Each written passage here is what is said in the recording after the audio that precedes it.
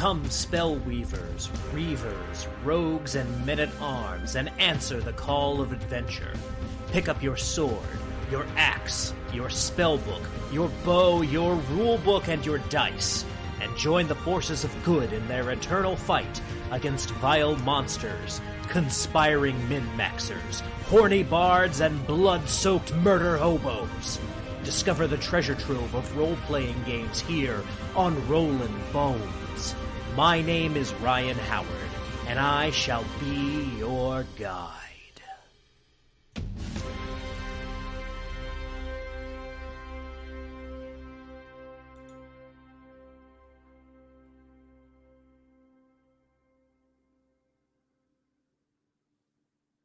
Good evening, Boneheads, and welcome back to Rollin Bones with Ryan Howard, where we are making old school young again. I am your host and king of the Boneheads, Ryan Howard. I am the R in OSR, or some people say. And tonight's episode is going to be a barn burner. We are being invaded. It is the invasion from Planet X, and this is only the first phase. There's a second phase coming next week. But for tonight, Levi Combs and I are going to be discussing non-fantasy influences on role-playing games. So this is something I'm really excited to get into. So everyone remember to like, share, and subscribe if you want to see more of this. Tell your friends, tell your neighbors, tell your players, your GMs, and your mailmen that Rollin Bones is your source for the best in all things RPG. And you can also find me on Twitter, Instagram. I am at Howard_Ryan Gregg on both. A lot of you guys have been finding me from Twitter, where I've been doing all these like RPG threads. I'm glad that you guys are enjoying those. I enjoy doing them. So, keep liking, keep commenting, giving me your feedback on those. I really appreciate that. You can also find me right here on YouTube. I am Rollin Bones on YouTube. Just dropped a short form video today about defining RPG classes. So I'll be tweeting about that tomorrow. Hope you guys will watch that and, give me some good feedback on that. And if you want to watch this on Twitch, you can find me at twitch.tv/RollinBonesRyan. And one last piece of my own shilling before I bring Levi on. I, of course, have the Bonehead Emporium over on TeePublic. I'm going to drop a link to that right now in the chat for all of you who are watching this live. And for those of you who are catching this after the fact, you can catch that in the comments below. It'll be pinned. So without further ado, I'll go ahead and bring this up right now because as Crafty Matt is pointing out here in the chat, Levi Combs has a brand new Kickstarter, Chainsaw Wizards, Hectome Creeps, and Other Ungodly Bastards on Kickstarter. So ladies and gentlemen, the Grand Imperator of Planet X, Levi Combs. Hey man, how are you? I'm doing well. How are you? I'm great, man. Well, you didn't like it. You didn't like Hecatome Creeps? Hecatome Creeps. The problem is I'm reading that after half a glass of bourbon, so some of those letters start to run together. No, for sure, man. Maybe I need to get started myself. Alrighty. Well, like I said, we are on here to talk about some non-fantasy influences on role-playing games because one of the really interesting things about D&D specifically, and then, the fantasy RPGs that kind of come in and around D&D, from Go, there's a lot of genre bending. There's a lot of kind of blurred lines as far as what exactly the genre of this game is. There's some post-apocalyptic stuff. There, science fantasy shows up almost immediately. There's all kinds of weirdness around role-playing games, and it's because it wasn't inspired from one source or one particular genre. It was inspired from lots of different things. Yeah, absolutely. Even when you go back into the early days of D&D, you have, it's heavy in the sci-fi, the genre, mixing genre bending with fantasy. When Blackmore, that there's lasers and giant frogs and guys in armor with lasers riding giant frogs. There's all kinds of all kinds of cool little craziness in there, and it goes on to barrier peaks and all that other stuff. But yeah, it's there from an early day. Even like we'll get to this next week with Arduin, but there's a lot of that in Arduin too. And when you think about like all the stuff that was in Arduin and how that like informed so much stuff later on, like riffs, for instance, that whole the non-fantasy aspect of role playing, like you were talking about genre bending, that really does come in really, really heavy. And it's not a Planet X party without Metal Robot, aka Ed Bickford. Welcome, Ed. Hey, Ed. Supplying all of the giant robots for the invasion. Oh yeah, Ed's the man. And then Victor Gorchev, mixing guns and fantasy, not on my watch. I love you. Well, to each their own, I get it. About that is Vic wrote Modern Necessities, which is OSE set in like modern times. So he's being ironic there. Oh, excellent. All right. Like I said, to each their own, but I'm definitely in that camp that likes to mix a little bit of the weirdness into your traditional fantasy. Like I've had enough traditional fantasy, I think, probably for a couple lifetimes. So kind of almost, I don't want to say gonzo, but I do like it weird. I like that weird fantasy kind of sword and sorcery, almost like a Thundar kind of vibe, where sometimes magic is indistinguishable from technology. I really like that aspect of things in my weird fantasy games. Absolutely. Now, as we're kind of kicking off the discussion here of these non-fantasy influences, I want to kind of fence this conversation a little bit and ask you if certain things qualify as non-fantasy before we discuss them. So first and foremost, would you categorize Sword and Planet as a non-fantasy genre? Well, okay, so it's definitely partially fantasy for sure. Are you talking about like John Carter and stuff like that? Yeah, like Burroughs.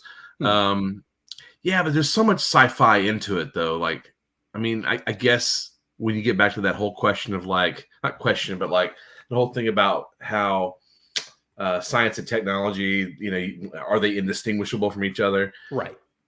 That's kind of a Burroughs sort of Sword and Planet thing. So I don't know. I say we throw it in there. Like, why not? Let's count those. Not so much as fantasy, but like as their own thing, like as Sword and Planet. Yeah, I'd actually agree with you, and I think Sword and Planet is kind of a good gateway into the genre bending that role-playing games did from Go, because so many of them were reading Burroughs, the Princess of Mars in particular. So many. There's so much influence just from that series, the John Carter stories.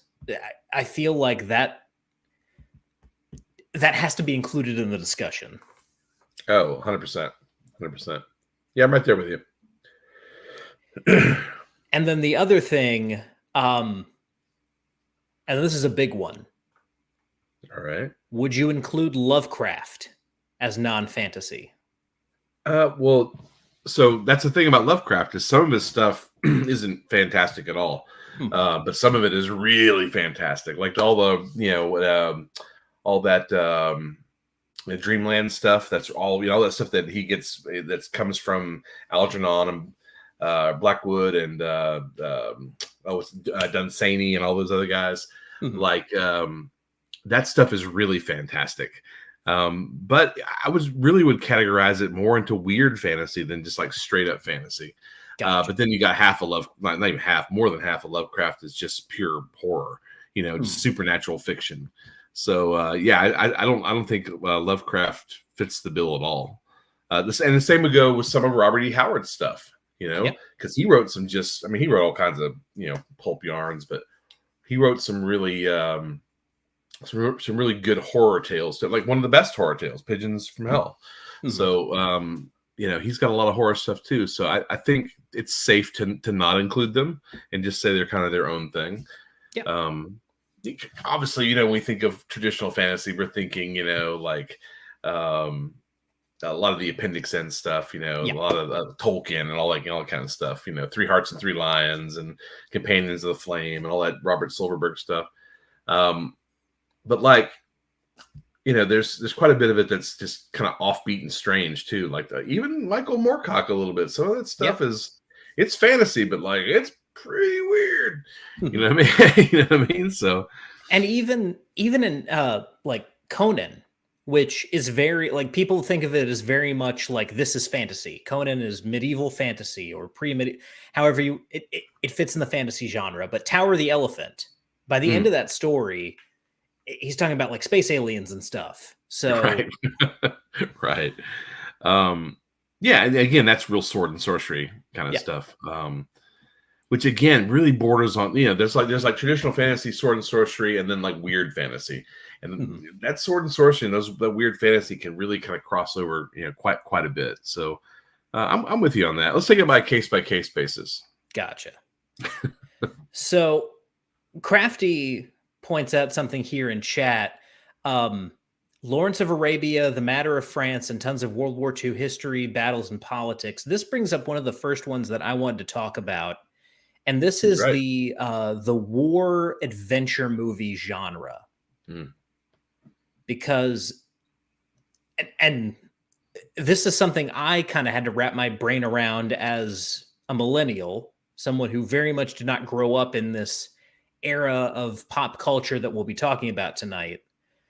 But from 1949 to about 1967, even into the 70s, the like predominant genre of action adventure movies was like World War II films.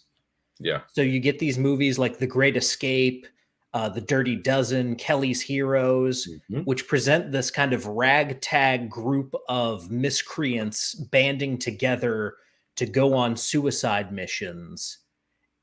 And I feel like that dynamic is just hard-coded into role-playing games.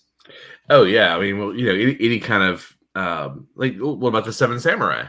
Like where you have a bunch of different personalities, they come together for a common goal.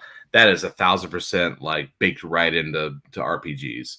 Almost really from the get go. I mean, it makes me kind of wonder, like, what were they thinking? Like when it went from like the chainmail rules, on over into the, where they started like less wargaming, more like dungeon exploring, and more like where you had individual characters rather than armies. Like, I wonder, like, sometimes I wonder what their influences were. Like, that they grew up on those shows, all the founders, they grew up on those movies, and they had those influences. We have Appendix N to show, where Gary's head was about things, at least partially.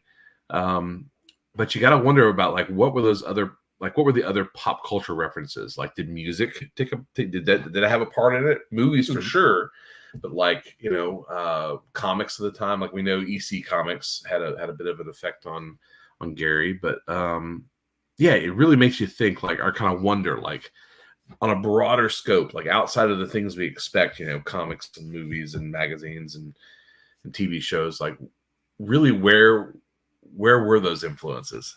Like this is going to be a good talk.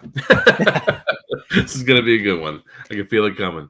Yeah, I mean, music is an interesting one that you bring up there, because right around this time, this is when prog is really booming.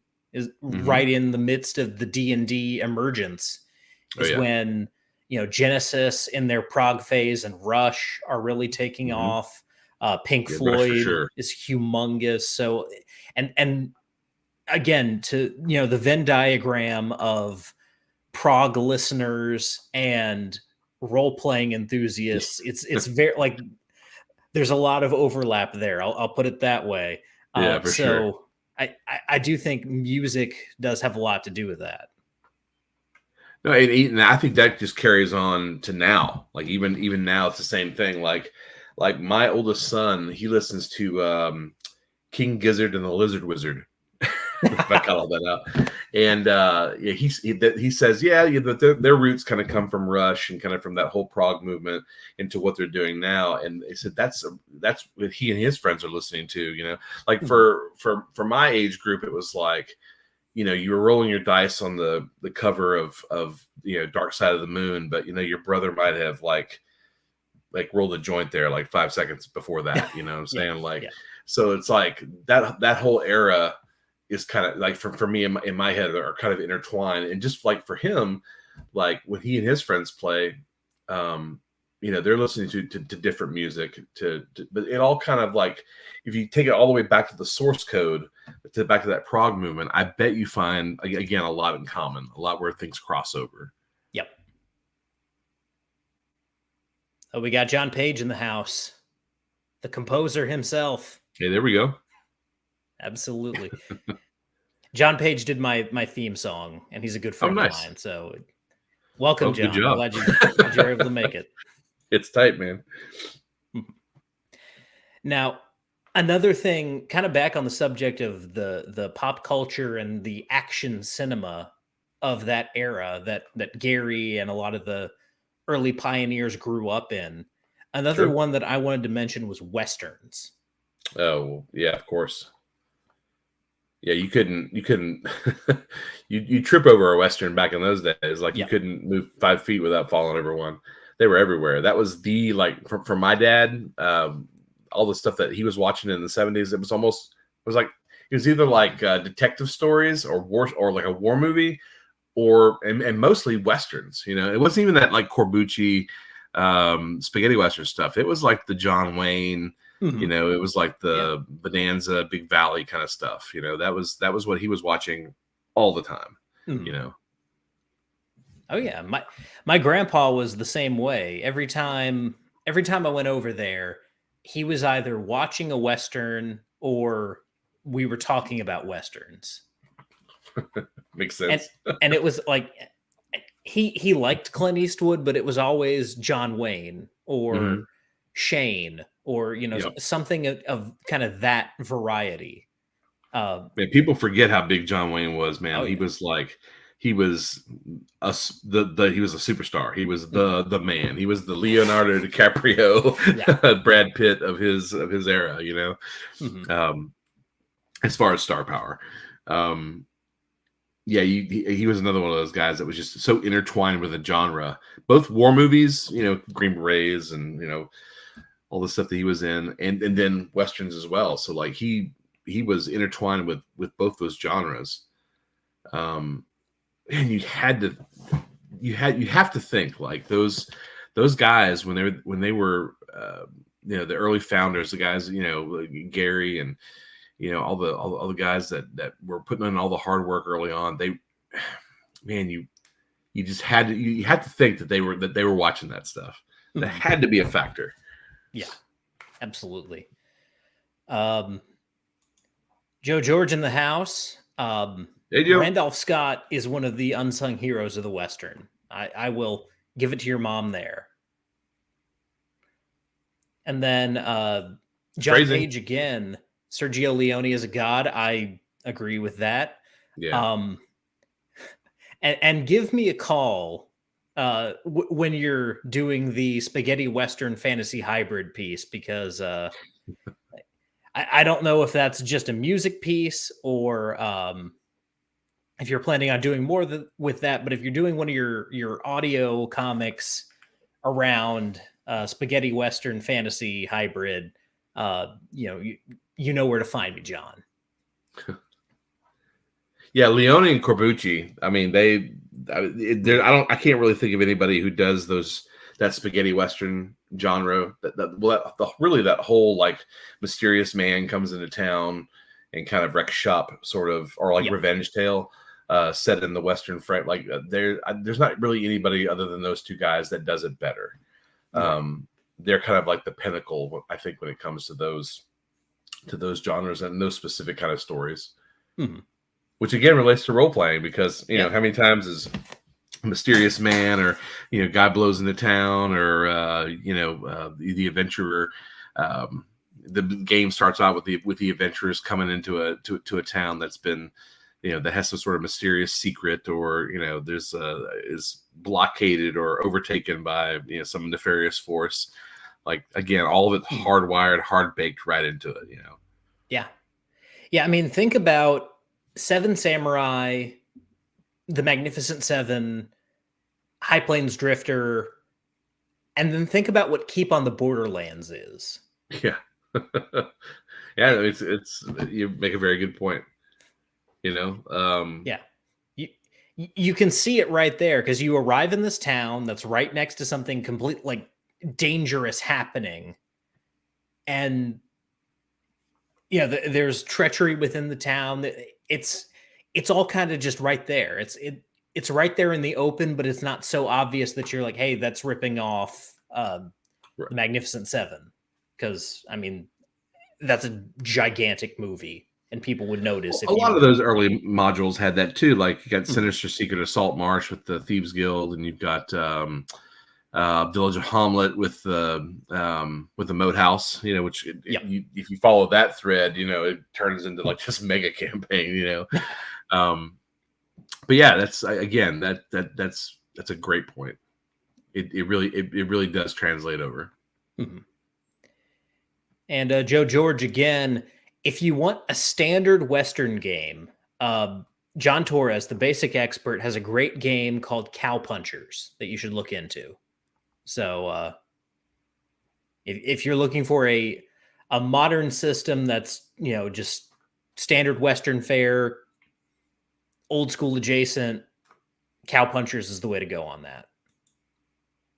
I love a good Western game. It didn't even have to be weird Western. I mean, I like Weird Frontiers and Dark Trails and all that, all that, Deadlands and all that kind of stuff. But and I actually prefer it. But I love a good Wild West game just as much. I've been trying to get into Alan Hammock's Boot Hill game for a couple years now, but we always end up running games at the same time, so I can't. I had that same thing happen to me this year. I wanted that game, and it didn't work out. Yeah, it's because if you're gonna play Boot Hill, who better to play with an Alan Hammock? I mean, come on, like, what a master. Now, another kind of 800-pound gorilla in the room that we have to talk about with non-fantasy influences is Dune. All right. Here, sell me on this Dune connection. Okay. So what makes Dune so important to the non-fantasy? Because that's another one of those ones that kind of borders on fantasy, but not so much as like Barsoom or anything. But like, a lot of fantastic elements to Dune. So, but I'm here for it. I'm all ears.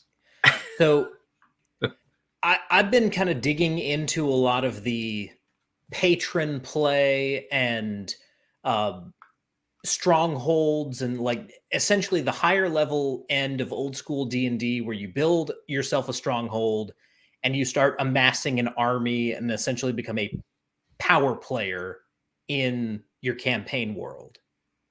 And when it comes to understanding political intrigue and building an army, amassing kind of your fiefdom, and becoming a force to be reckoned with in your campaign world, Dune is essentially your Bible for that. Okay. I mean, not everybody can be the Kwisatz Haderach, but fair enough. I always kind of felt like it was more like like Zelazny's Amber series, Okay. Like that had a better correlation to what you're talking about. But I can see it with Dune.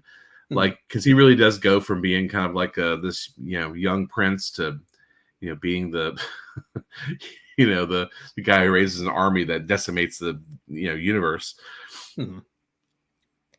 But even like, again, the big thing with Dune, it's the political intrigue, but you can also see in the various main characters of Dune, this is what a high-level thief ends up doing in D&D. You become the master of assassins. This is what a high-level bard becomes Gurney Halleck. A high-level warrior becomes either Leto Atreides if they're, good, or Baron Harkonnen if they're evil. Yeah, I hear you, man. And I can see all that. Definitely for the political side of role playing, 100% with Dune, because I mean, there's not many that of the of that era that do it better than Dune did it. Especially those when you take those three books together and you have all the ins and outs and things go sideways, and you have all these the Bene Gesserit are doing their thing in the background, and they have the long game of all these thousands of years. Yeah, man. Yeah, that really is, as far as the politics angle of that goes. No, for sure. For sure. And then like you can also see the influence of Dune on something like Dark Sun, and I'm a huge Dark Sun fan, so. Oh, well, yeah. I mean, yeah, we got to talk about Dark Sun sometime, because I'm not as big a fan of it as you were, but man, it was so different than anything else that came. It's like they took all the, like, I think I've said this to you before, they took all the bad ideas that didn't work in normal D&D, and they kind of put them in Dark Sun and put them together, and somehow they all worked well together. Like, all right, well, psionics are a bit difficult and kind of problematic during play for for normal D&D. They kind of a game breaker, but now we're going to take them and we're going to give them to everybody. Everyone has psionics. There's lots of dragons in normal D&D. Now there's going to be one dragon. It's like the halflings are cannibals. Let's make Thri-kreen and monsters and half giants, and it's such a gonzo. Not gonzo is the wrong word. It's such just a crazy setting that it's kind of brilliant in the fact that it all works, and it's all so much fun to play.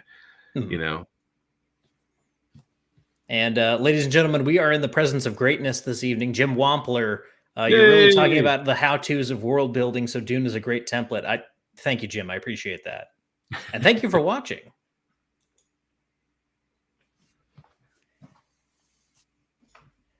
So I feel like I've monopolized the conversation here for a little bit. So I want to throw it to you and just, throw out some of the stuff that you've been thinking about as far as non-fantasy influences.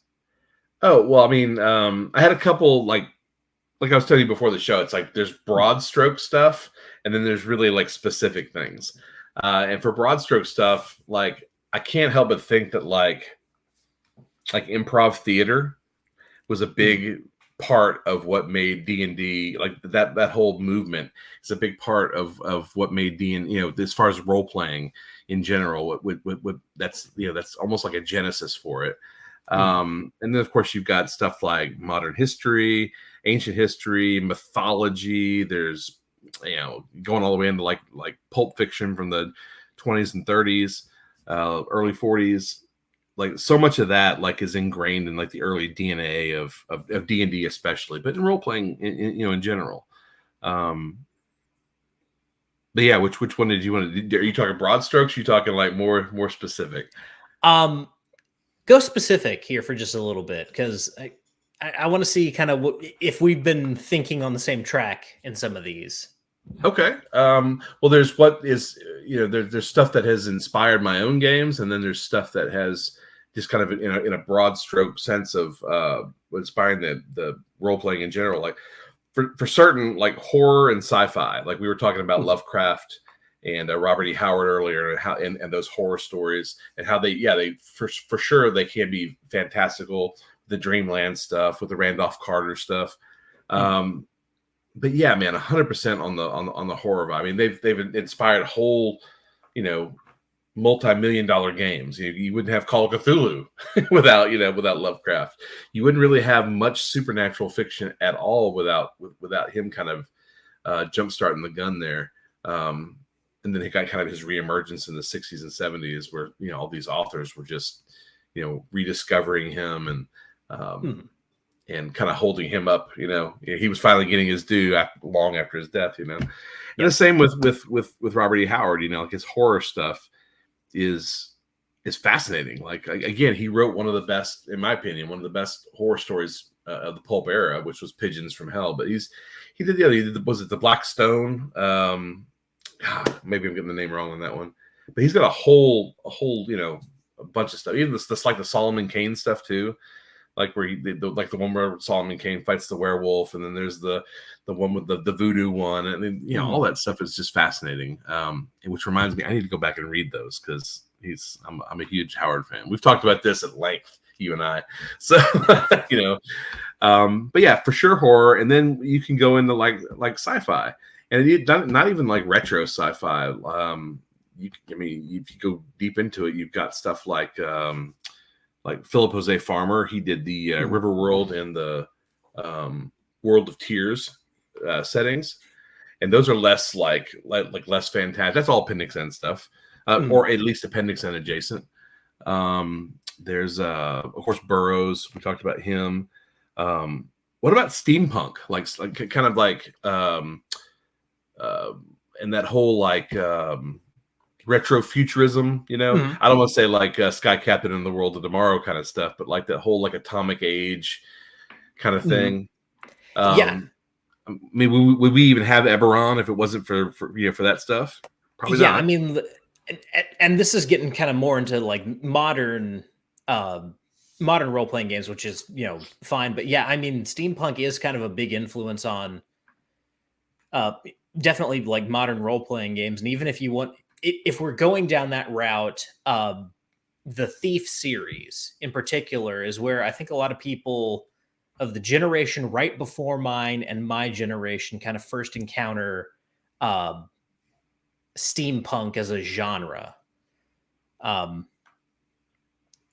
then real quick here, Victor Gorchev, I am not one of Howard's descendants. He does not have descendants because of how he died. I am a relative, but yes, it is a shame about me. So, well, yeah, I mean, when you get to the steampunk and that kind of retrofuturism stuff, there's also like Around the World in 80 Days.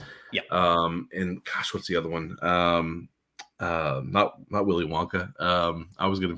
I get my wires crossed on them. What is that other one? We'll have to go back to it. It'll kick in my head here in a minute, but yeah, there's a whole bunch of those like where the invention is king, and they have like the tubes and the the crazy inventions and the long stilts and the goggles and the whole 9 yards. So a bunch of this Wizard of Oz, for instance, that's another one. Like all that kind of stuff. I don't think you get like an Eberron series without that stuff kind of laying the groundwork, or like a Castle Falkenstein. That was another game from the 90s that I thought was great, but it really just didn't catch on. That's another one that is really steampunk, that's got that real kind of alternate futurism sort of vibe to it. Mm-hmm. Yeah, and I guess while we're on the subject of steampunk, H.G. Wells, his novels are obviously very influential on role-playing. Like, 20,000 Leagues Under the Sea, I think, is a big one. But the funny thing about H.G. Wells, he's influential on the concepts, but he's also influential on the rules, because he wrote Little Wars, which was one of the things that kind of codified wargaming in his era. It was kind of the late 19th, early 20th century revival of role-playing came out of H.G. Wells' Little Wars rules. So, nice. From there, he kind of works on both sides of the inspiration circle in a weird way. All right. No, H.G. Wells is who I was thinking of earlier, like with War of the Worlds and the Time Machine and things like that. That's what I was trying to think of, and I was like, "Who was the other guy? Who was that?" It was Wells. And then Scott Orcus Dorcas asks a good question here. What was a young Levi renting from the local corner VHS store for non-fantasy inspiration? Oh man, so in my small little town of like 5,000 people, there were two video stores, and the one closest to me was like the smaller one. It was kind of like the poor people's video store, where things were like half price if they were a little bit uptown. But for me, it always, like going back, it was always monster movies and science fiction. It depends on how far back you go, because like at first it was like I'm renting, episodes of He-Man, or like I'm trying to get like Transformers, a couple episodes of that on a VHS. If you go back far enough, it was Star Wars on Laserdisc for like my 7th birthday. I was just out of my mind. We watched it like 9 times that weekend, And my dad was like, "Enough with the Star Wars. I don't I don't care if it's your birthday." But as I got older, like 12, 13, and started getting to D&D, it was almost always like horror films. It was that whole canon era of so I was 13. I was it was like 87, 86. So yeah. So like I was really into like ninja movies and like Chud, or like whatever was playing like on Showtime, like after 11 o'clock at night, and I was staying up late to watch. It was that kind of stuff. A big fan of Reb Brown's career. Oh yeah, man, dude, all over old Reb.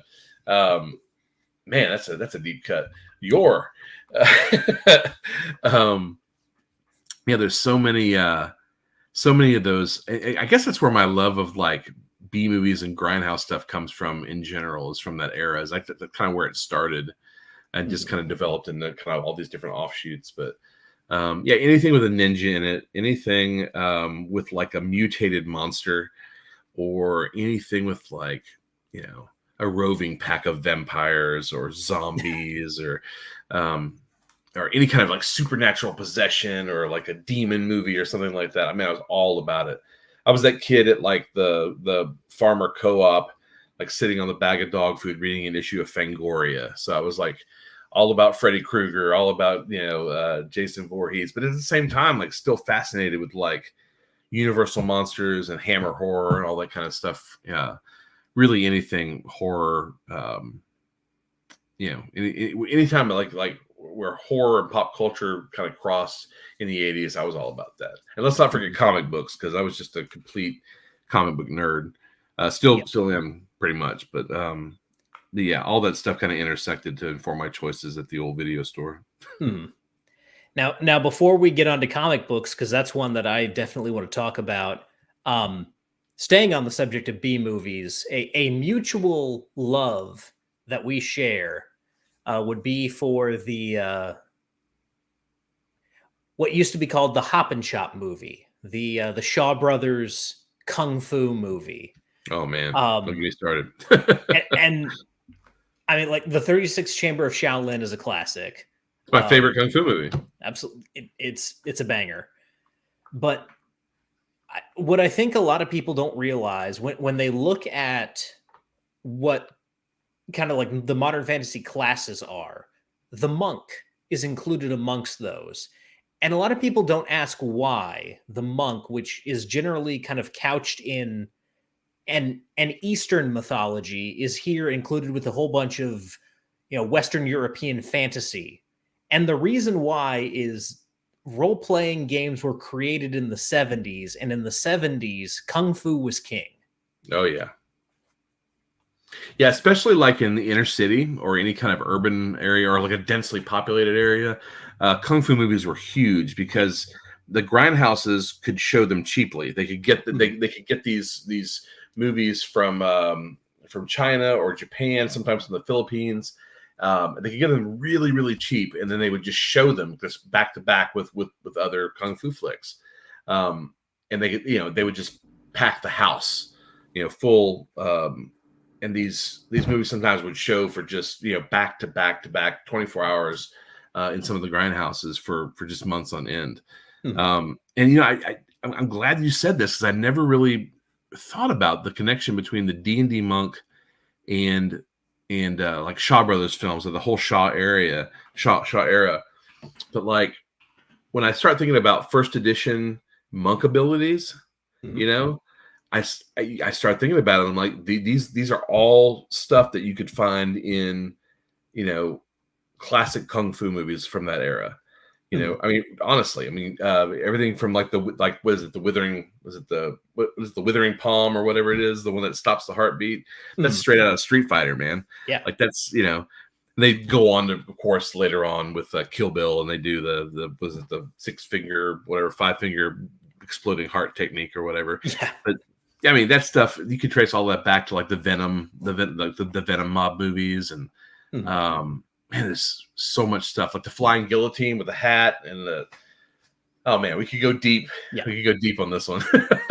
But the thing about the monk, so you look at all the other classes and you can see where like the inspiration, the fighter, someone wants to be Conan, someone wants to be Fafhrd.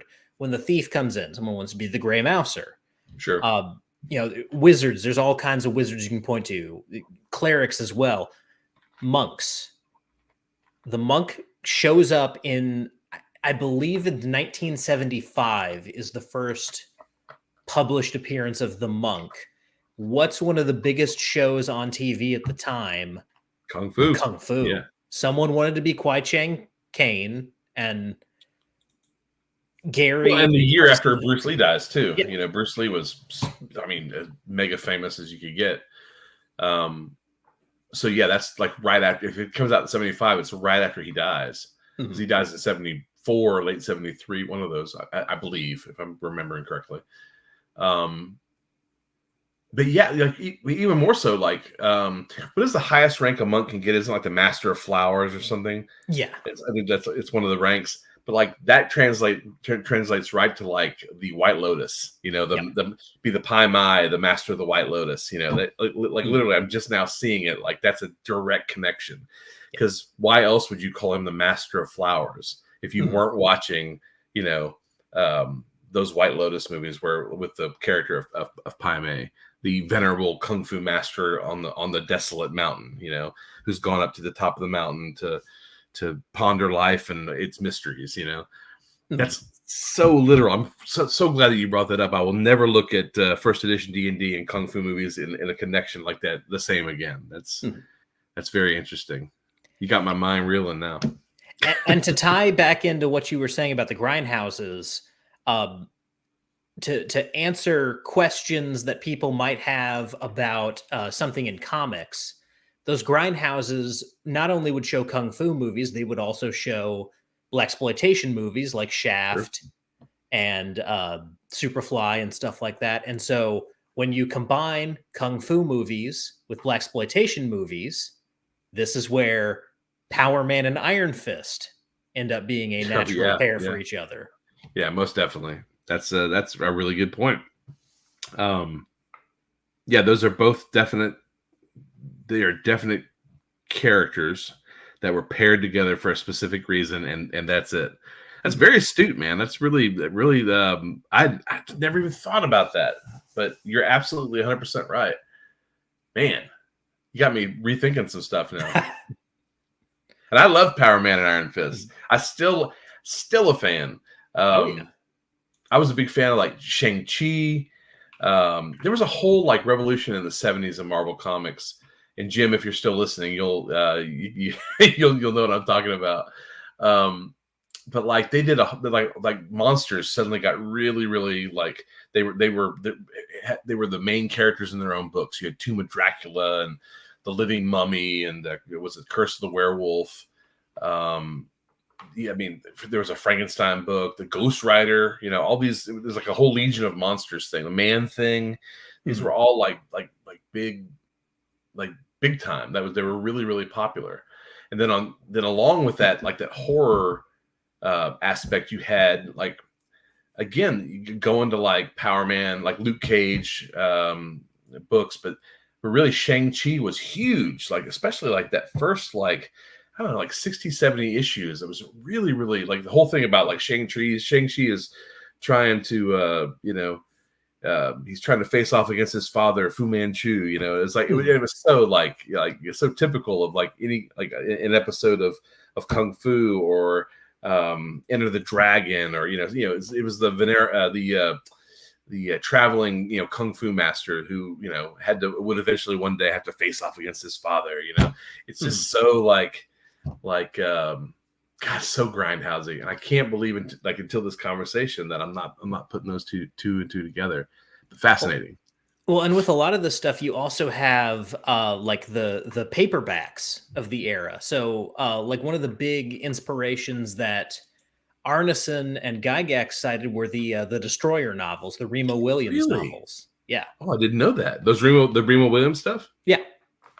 Yeah, I guess so. I had no idea that they were reading those. I'd never heard of that before, but it makes sense, Mhm. because those. I mean, they could devour one of those books in an afternoon, Yeah. and there were like 100 of them, So you can go to bookstores today and still find them, and that was 50 years ago. So Mhm. yeah, yeah, no surprise there. Now that I think I put a little thought to it, there's no surprise there, and there's so much of that cool stuff in those Remo Williams. Those Remo Williams books, because you can imagine that's like solo play, Yeah. And Jim Wampler points out that Roy Thomas was reading these paperbacks at the same time that Gary was. So this is where like the Conan appreciation comes in. Right. And then another one that that Victor and Joe are pointing out here in chat, the Executioner, Mac Mm. Bolan. Oh yeah. Without him, we don't have the Punisher, which I love both the Executioner and the Oh, for Punisher. sure. So Yeah, for sure. Wasn't the Punisher right around that Death Wish era too, where it yeah, was like the common man rising up against crime in the city, and like doling out punishment, or like getting back at the criminals. yeah, Mac Bolan and the Death Wish and Taxi Driver all kind of Yeah, show up at the same time, yeah, and Punisher is very much born out of that as well. That post Vietnam uh, 70s recession anger at like these are the circumstances that we find ourselves in. Our streets are completely overrun with crime. yeah. That kind of yeah. Yeah, there's some grindhouse films too that fall into that category. There's Rolling Thunder. It's Mhm. all usually about a Vietnam vet coming back, from the war, and finding that his city is, just in the dumps, Mhm. or just overrun with crime, and him fighting back. Billy There was Jack. yeah, Billy Jack. It's not Executioner, the Exterminator. There's a whole Mhm. Exterminator series. You'll know him like when you see him, because it's like a guy in like a like a welding mask. He's got like a Mhm. battle jacket on and a big flamethrower on the cover. Like like every single one of that and the sequels are all kind of him just in a different pose. Mhm. But him lighting, he's got his flamethrower that he somehow brought back with him from Vietnam, and he's lighting these pimps and muggers and whatnot on on fire. Just utter ridiculousness. But how is that any Mhm. different from a wand of fireballs when you kind of really think about Right. it? Now we've talked a little bit about comics, but there's two particular artists who I want to kind of shout out as being big influences on D&D. And the first one is Jack Kirby, because Jack Of Kirby course. is influential on everything. But I do feel like there's in a lot of the kind of like the big evils that show up, and the kind of Norse influence that you see in a lot of it. A lot of that comes Yeah, from Kirby's Thor. sure. And then the other one along the same lines, and this is getting more into the 80s, more into the AD&D first edition and even into second edition, Walt Simonson. Oh well, but yeah, both those guys, some of their landmark stuff was on Thor. That I Yeah. had all the, like you were saying, had all of the all that medieval, or Norse aspects to it. Lots of Mhm. swords and hammers and armor and fantastic creatures and dragons and stuff. So all that makes sense. But even when you can go a step further, especially with Kirby. I mean, first of Mhm. all, Kirby's the only guy who can draw dots and they look cool, Yeah. like just random multicolored Kirby dots. Like he is such a landmark. Like he's the goat. Like he's the best. Like he's the guy. Like if you were to take a poll, I think probably if you took a poll of all of the comic book artists working today, and you say who is the most influential comic book artist, there's going to be a couple guys there in the mix, but I think the common aggregate is going to be Jack Kirby. Yep. Like who doesn't look at that guy and go like, yeah, he's the goat. Think about all the stuff that he did with like Fantastic Four, all the all that villain of the week stuff. Like you've Mhm. got Galactus, You've got the Destroyer. You got the Mole Man and the Moloids. Plus Fing Fang Foom and all these. All these. Even down to like the Impossible Man. Like it's so silly. He really, man. Yeah, Kirby really was the man. And really, you want to talk Kirby, you should get Jim on the show. Like he's the guy to talk to Kirby about. I mean, I love Kirby, man, but Jim takes it to a new level. Like he's got the info. He's the man on Kirby. Simonson, he's a master. I guess really until recently, in the last like 10, 15 years, like Simonson had the best run of Thor probably ever, and still might be up there for contender number one. Certainly one of the ones that gets stolen from the most as far as like the stuff that goes into the MCU. Yep. But I think was it Michael Oeming had a really good run with Thor. But yeah, man, Simonson was visually and story wise he's another just legend. And even and I mean, this gets kind of back into the martial arts stuff that we talked about, but like Frank Miller, I think, is also pretty influential on the 80s stuff. Because again, like that's right in the middle of the Ninja Turtles, Ninja Craze. We might have to do a whole separate episode just on this topic alone. I have a theory about the martial arts craze. Okay. In that it came in waves. So this is just real quick, my thesis on the U.S.'s fascination with martial arts. Wave 1 begins in 1946 as the GIs are coming home, and they're bringing karate back from Japan and Okinawa with them because they were taught karate originally by the Okinawan masters while they were stationed there. It tracks, yeah, okay. And along with that comes kind of the first wave of these people who are claiming they're ninjutsu masters because they're coming back again from Okinawa and Korea and, trying to sell ads in comic books. Then you get into the Bruce Count Lee. Dante. Yeah, Count Dante, exactly. And so, but he comes in right around the time that Bruce Lee gets real big, and you start getting the Green Hornet on TV, and Burt Ward from the original Batman series is a karate black belt. So you're seeing martial arts TV shows and movies, and this gets you into the second wave, which don't forget James Bond. James Bond had some martial arts in it as well. And so that's the late 60s, early 70s. It ebbs off from there, and then it picks back up again in the early 80s with Frank Miller's Daredevil, Ninja Turtles, and then it peaks in 1984 when The Karate Kid is released. Oh, yeah. You can't not throw in the ninja craze of the 80s, though. That was so big. And that came like right on the heels of Karate Kid. You couldn't go to the supermarket without seeing like 4 ninja magazines. It was on the cover of Black Belt. There was like Inside Kung Fu. There was a ninja magazine. But there was like a ninja comic book. But that mixed with Teenage Mutant Ninja Turtles, and then all that stuff that like you're talking about Frank Miller. When he did that whole Daredevil run where it was like all ninjas and Elektra and the Hand and Bullseye. That whole like 60, 70 issue run.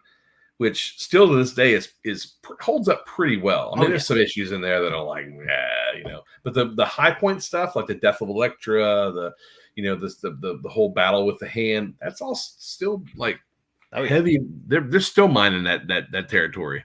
That still like kind of defines Daredevil. Like they'll every 5-10 years they keep going back to those kind of the same storyline.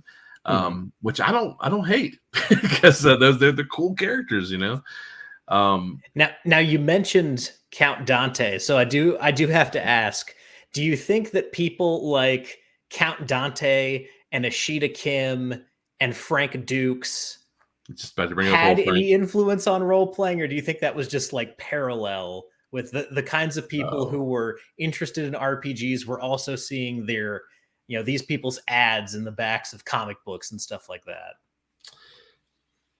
I don't think they had much of an influence on RPGs, honestly. Joe Goodman is a genius for marketing Count Dante because anybody who sees that just immediately gets transported right back to, right back to opening up the back of those comic books and seeing those ads. I know I did. But no, those guys were just kind of like the first notable McDojo sort of like kind of like martial arts fools, the guys who were just kind of like, they're just out to make a quick buck. There's still tons of those today, and they're ever since, there have been ever since. So they're just the ones that we remember because they were more or less first, Yep. Yeah, and they had those flashy ads, like, I mean, I was like 12 years old, and I had a ninja suit for Christmas. Like, Mom, Dad, please buy me this $39.99 ninja suit out of the back of Black Belt magazine, please. And I had one. I had the little boots, I had some throwing stars I got down at the Army Navy surplus store. Some nunchucks I made in my dad's garage. I had all that stuff, man. I was Mena, Arkansas's most notorious ninja. Oh, you grew up in Mena. Yeah. I did not know that. Yes, sir. Yeah. That's where the CIA was flying cocaine out of, right? Oh, you don't say. No, coming from Mena, I'd never heard that before. But martial art, whenever we talk about like martial arts stuff, martial arts is a huge part of kind of, I guess, my upbringing in fantasy and role playing and stuff like that. I was taught Northern style Shaolin long fist kung fu. That's a real thing. That's a mouthful. By a Was guy... there a short fist? Say what? Was there a short fist? I suppose. But I was taught by a guy who came up in like the 70s era of martial arts when the like Count Dante dojo storm stuff was happening. Oh yeah. Like fought in a couple dojo storms. That this kind of guy taught me martial arts. And so like I'll be watching Cobra Kai with my wife and she's like, "Where did this come from?" And I'm like, "Well, it's funny you should mention that." Babe, how much time do you have? In the 70s and 80s, you were expected to fight for your school. Yeah, you look back on it now, it seems so ridiculous, but like before the internet, before you could check like you could look up somebody or check them out, like someone could just move to a small town in Tennessee or Arkansas or wherever and say, "Oh, I'm a I don't know, whatever, a red sash and long fist kung fu," and then like as long as they kind of knew some moves or whatever, yeah, you might have believed them. It was also foreign, like you just didn't know, like had no. It's hard to like unless you lived in that era, like,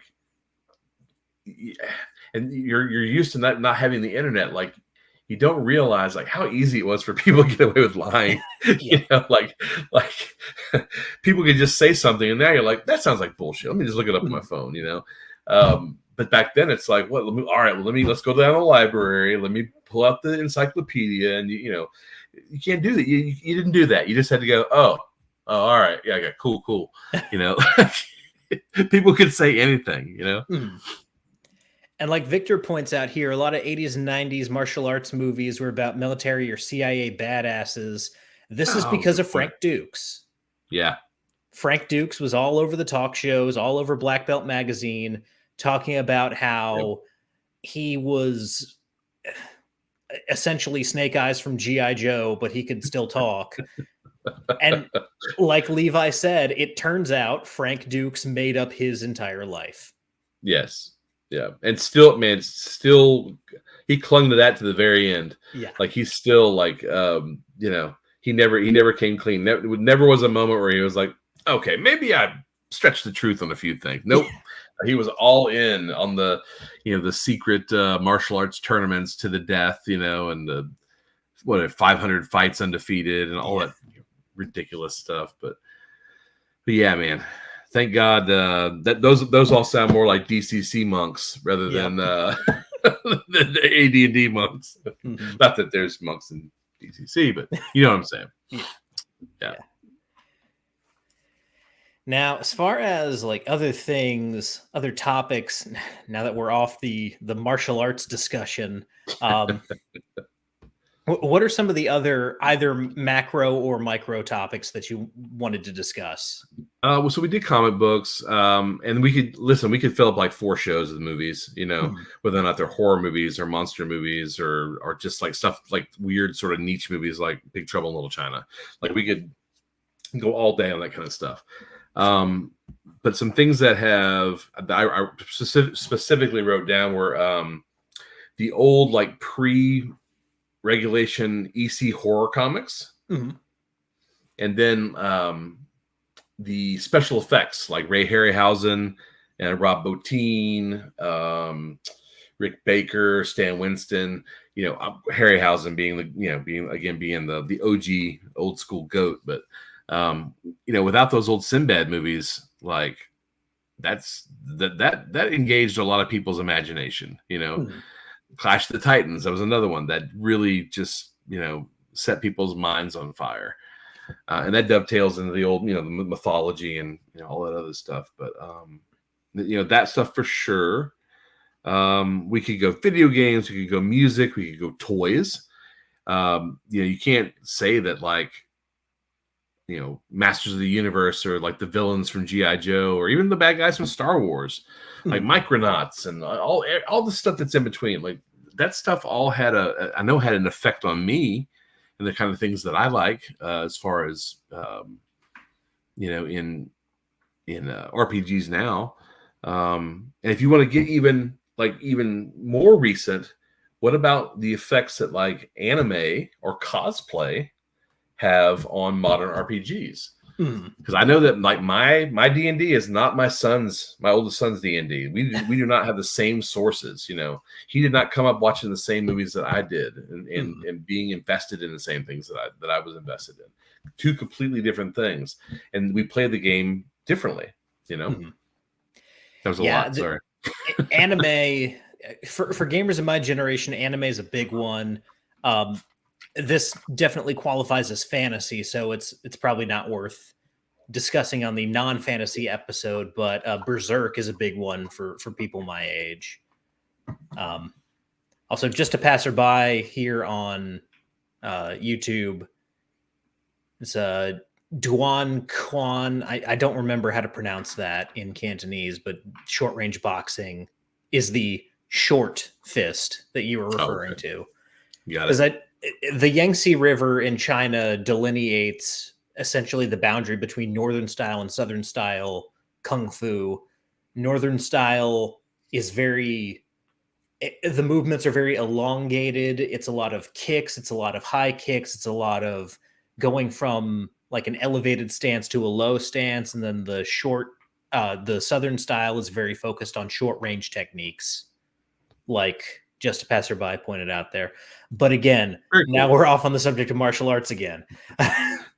That's another real honestly, after making that Monk versus like Shaw Brothers connection, Mhm. I can't stop thinking about it. You know what I mean? Like I'm gonna be thinking about that long after this episode is over.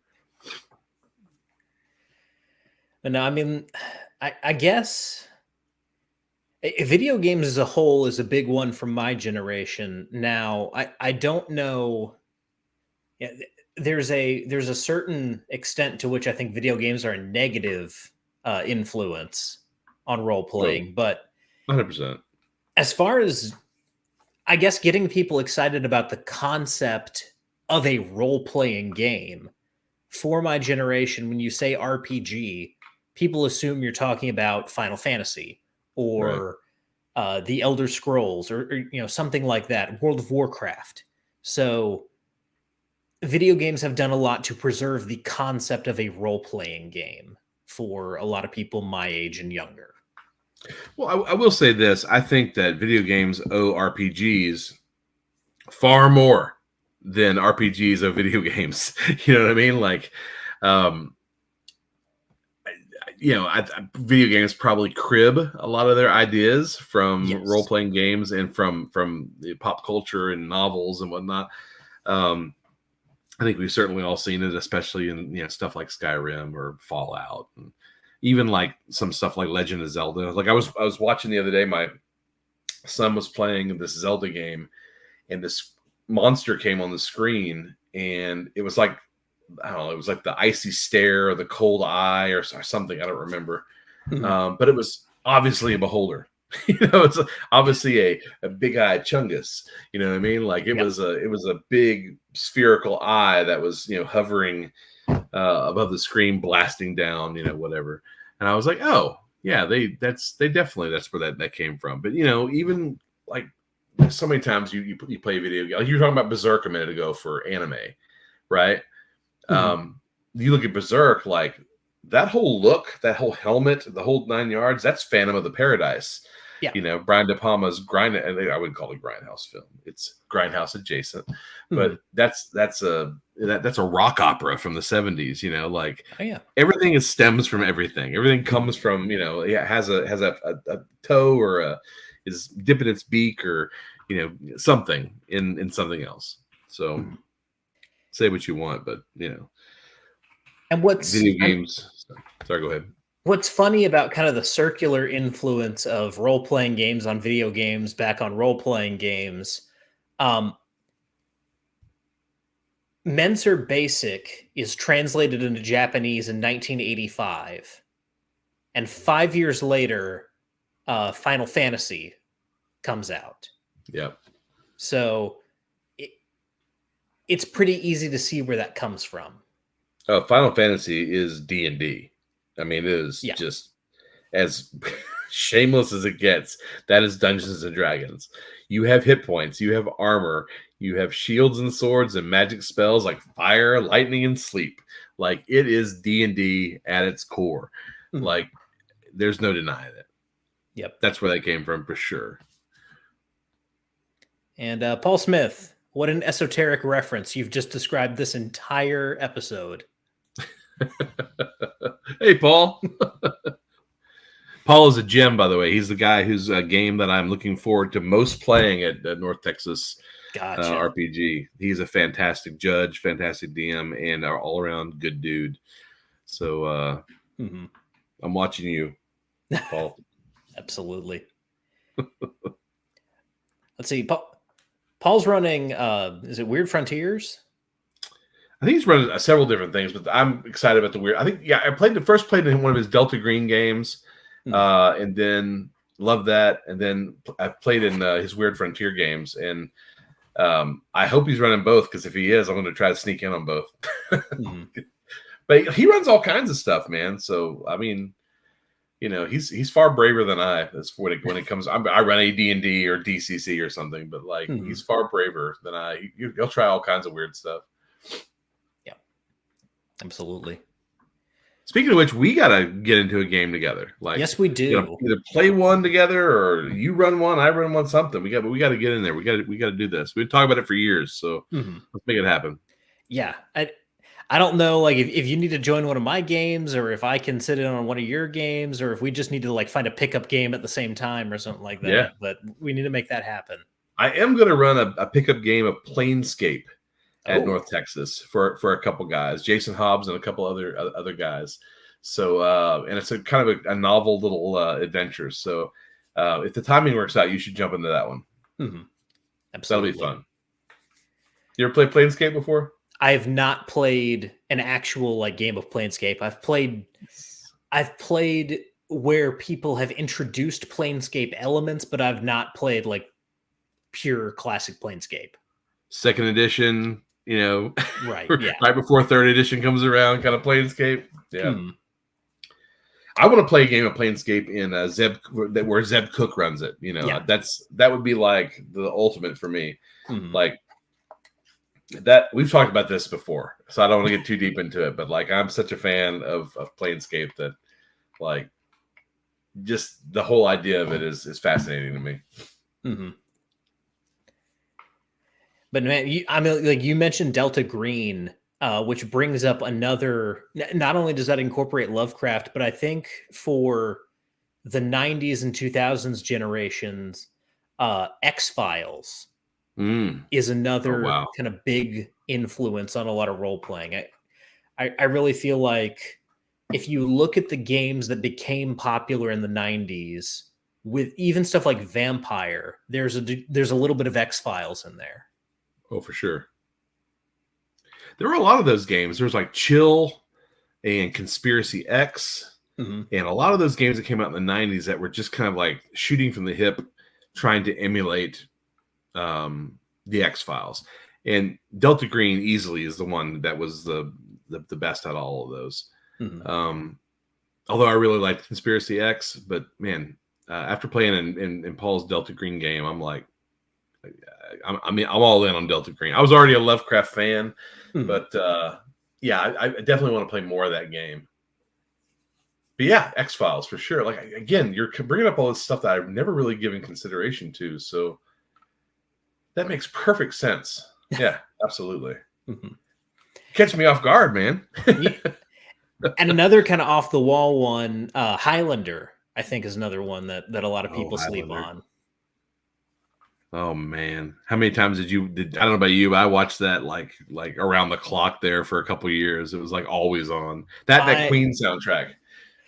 I am obsessed with Highlander, and Highlander. It's one of those It's one of those It's one of those series where when people ask about it, I'm just like, don't bother, because you've got one good movie and a decent series, fair, and then a really good Queen album, and that's what you have. If you watch anything else associated with Highlander, you're in for a bad time. You didn't like that Mario Van Peebles character? It's just terrible. Whose idea was that? Probably the same people who made Gremlins 2. Yeah. It's just like, you know what? I know the first movie was really cool and everything worked and it's become a fan favorite. It's kind of a cult hit. But let's forget all that and do something completely different. Like you could end up with this just terrible, terrible movie. I'm not talking about Highlander 2. I'm talking about Highlander 3. Yeah. The one, you remember. Okay. Just terrible. Highlander 2 is just like someone watched Blade Runner and then was like, hey, let's do that, but with this weird property that we have. I'm thinking back back in the days, like in the 90s and late 80s when I was playing D&D with my friends. And it's kind of like there were a lot of characters who were kind of like Connor McLeod. Like you'd see them and like people would come up with a character and it was obviously just Connor McLeod with a different name. Kind of in the same way that like when Drizzt came out, like R.A. Salvatore's Dark Elf, like suddenly there were dark elves that had two scimitars and or had a tiger or a panther or whatever, or they were all of a sudden these scimitar wielding drow rangers. Why do we have 3 in the party? Like what what is happening? Highlander was kind of the same way on a lesser scale. It was like when Braveheart came out. There was that whole summer. There was people just playing like these kind of like Scottish or Celt or these William Wallace type characters. A lot of Scottish dudes with French accents. Well, I remember the Celtic Handbook came out for AD&D kind of near that same time. Yep. So that was like a meeting of that movie and the game were, and the source book were kind of like, oh, well, now we have a reason to play, more or less, a barbarian of some sort, in a kilt with long hair and a greatsword. Very common. Absolutely. But man, like the Dritz clones, you got. In this party, we have Fritz, Brits, and shits. There's a fairly notable RPG artist, and I won't name them, but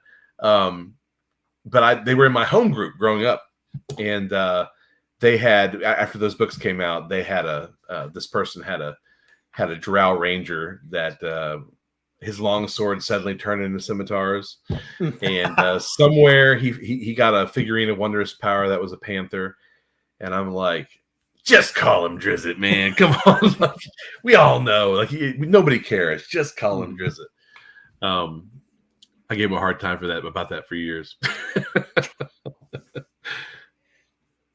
So as we're kind of reaching the end of our time here, and this one really flew by for me. I wish we could talk for another like 2 hours about this subject, but as we're wrapping up here, is there anything that we missed that you want to cover real quick? Well, I'll say this: like, this is a broad subject. Like, there's a lot to be said here. Like, and I'm not the authority on any of it by any stretch of the imagination. I'm just a regular role playing dude. Like, I'm enjoying the conversation though. But if I had to throw in, I might go back to Lovecraft. You know what? Universal and Hammer horror. Right. We didn't really get into that because like the Universal horror stuff is so broad, and there's so many different monsters and movies and combination of monsters and movies that I think some of that definitely informed at least the monster manual. Like, you look at the picture of the vampire, that's definitely Bela in the original monster manual. It's definitely Bela Lugosi with a little bit of flourishing. The flesh golem is definitely Frankenstein. You got the werewolf, of course, the mummy.